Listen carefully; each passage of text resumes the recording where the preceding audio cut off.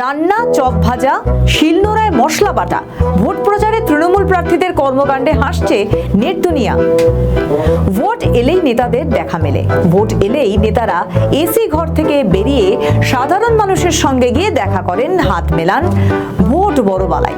ভোটের প্রচারে বেরিয়ে নেতারা যে কি কি করেন তা সত্যিই আপনাকে হাসাবে।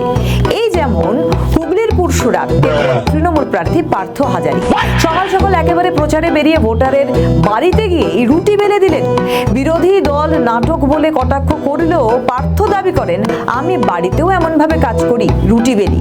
কখনো ভোটারের বাড়িতে গিয়ে প্রবীণ ব্যক্তিদের পায়ে হাত দিয়ে প্রণাম করছেন, আবার কাউকে জড়িয়ে ধরে আশীর্বাদ নিচ্ছেন।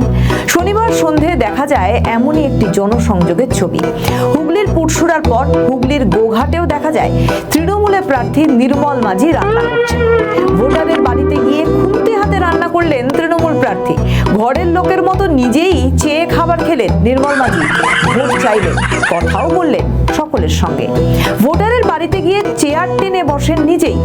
যে মহিলা রান্না করছিলেন তাকে মা দুর্গা, মা অন্নপূর্ণা বলেও সম্বোধন করেন নির্মল মাঝি। একটু ভাত দাও ছোট প্লেটে, 2 চামচ। ভোটারের বাড়িতে নিজেই চেয়ে চিনতে খেলেন তিনি। বললেন, 4 দিন পর মাছ খাচ্ছি।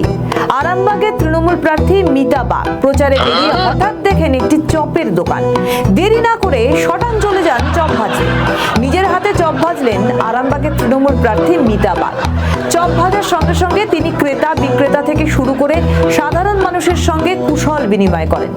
ভোট মানে এক সময় ছিল মাইক, মঞ্চ আর বড় বড় প্রতিশ্রুতির ঝড়, কিন্তু সময়ের সঙ্গে বদলেছে প্রচারের ধরনও।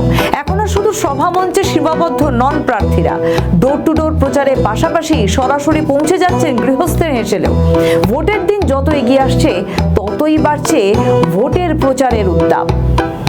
আমাদের ভিডিও ভালো লাগলে লাইক ও শেয়ার করুন, কমেন্ট সেকশনে আপনাদের মতামত জানান।